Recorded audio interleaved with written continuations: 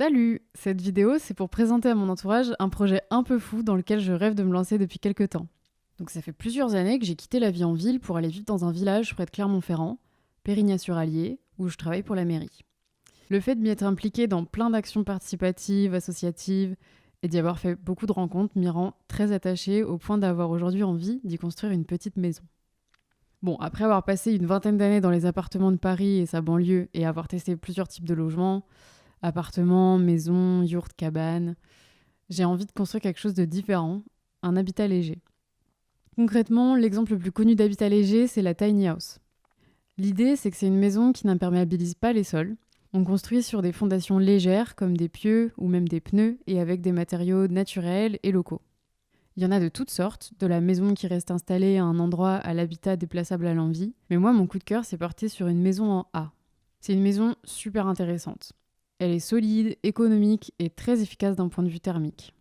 Elle est parfaite pour l'autoconstruction parce qu'elle est rapide à monter et que les matériaux peuvent être très simples, comme du bois ou de la paille.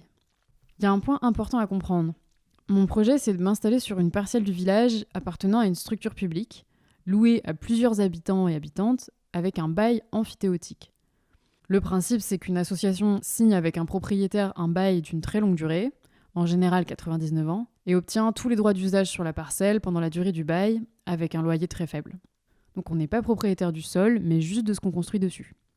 L'association qu'on est en train de constituer pour le projet regroupe entre 3 et 5 foyers qui ont décidé d'habiter les uns à côté des autres, avec un projet commun.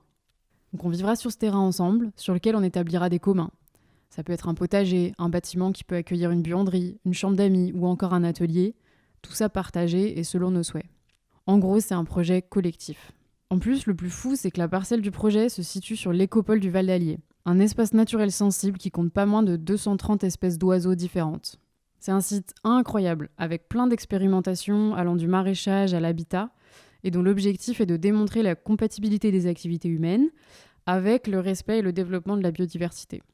Si je fais cette vidéo, c'est pour demander de l'aide, parce qu'en fait, je pourrais jamais le faire toute seule.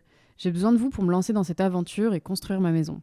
Moi, je connais vraiment rien à la construction, et je me lance dans ce projet en autonomie, mais j'ai la chance de pouvoir être accompagnée par 2 archis, Hélène et Marcus, qui connaissent très bien le territoire et l'écopole. Le projet coûte environ 50 000 € et se fera aussi grâce à des chantiers participatifs. Il me faudra donc trouver ou emprunter environ 30 000 €. C'est un modèle vraiment super intéressant qui pourrait être un exemple d'alternative pour beaucoup de personnes précaires ou qui n'ont pas les moyens d'accéder à la propriété sans s'endetter pendant des années. Mais ce qui n'est pas évident, c'est que plusieurs banques, même alternatives, m'ont dit ne pas pouvoir soutenir mon projet avec un taux zéro classique de primo-accédant, parce que pour eux, un projet immobilier, ça doit avoir une dalle béton. Ou alors on m'a dit que c'était pas possible d'emprunter si j'étais pas propriétaire de la parcelle. Alors que 1, ne pas avoir de dalle béton et 2, ne pas être propriétaire du sol, c'est tout l'intérêt du projet.